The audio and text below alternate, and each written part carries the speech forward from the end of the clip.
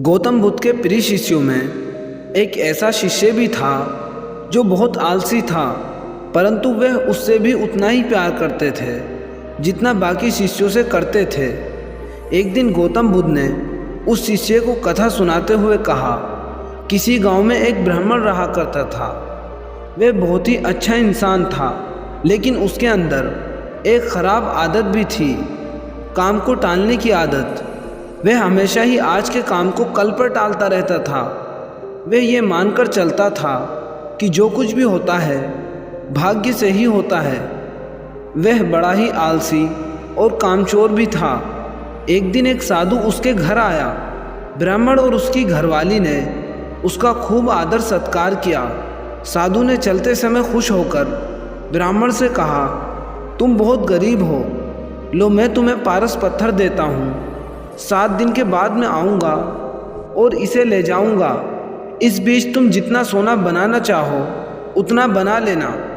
ब्राह्मण ने वो पत्थर ले लिया। साधु चला गया।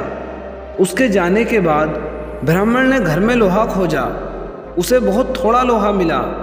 वह उसी को सोना बनाकर बेच आया और कुछ सामान खरीद लाया। अगले दिन स्त्री के बहुत जोर डालने पर वह लोहा खरीदने बाजार गया तो लोहा कुछ महंगा था। वह घर लौट आया। 2-3 दिन के बाद फिर बाजार गया तो पता चला कि लोहा पहले से भी ज़्यादा महंगा हो चुका है। कोई बात नहीं, उसने सोचा 1-2 दिन में भाव ज़रूर नीचे आएगा, तभी खरीदूंगा। किंतु लोहा सस्ता नहीं हुआ और दिन बीतते गए। 8वें दिन साधु आया और उसने अपना पत्थर मांगा तो ब्राह्मण ने कहा कि महाराज, मेरा तो सारा समय यूं ही निकल गया, अभी तो मैं कुछ भी सोना नहीं बना पाया। आप कृपा करके इस पत्थर को कुछ दिन मेरे पास और छोड़ दीजिए। लेकिन साधु राजी नहीं हुआ।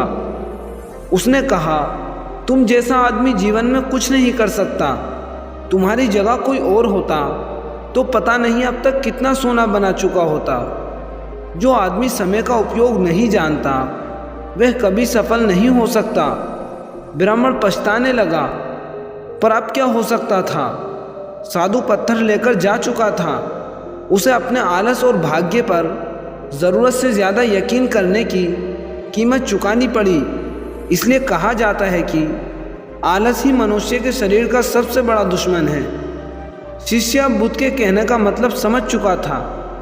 उसने कसम खाई कि वह आज के बाद आलस्य को त्याग देगा। इसके बाद उसने कभी आलस नहीं किया।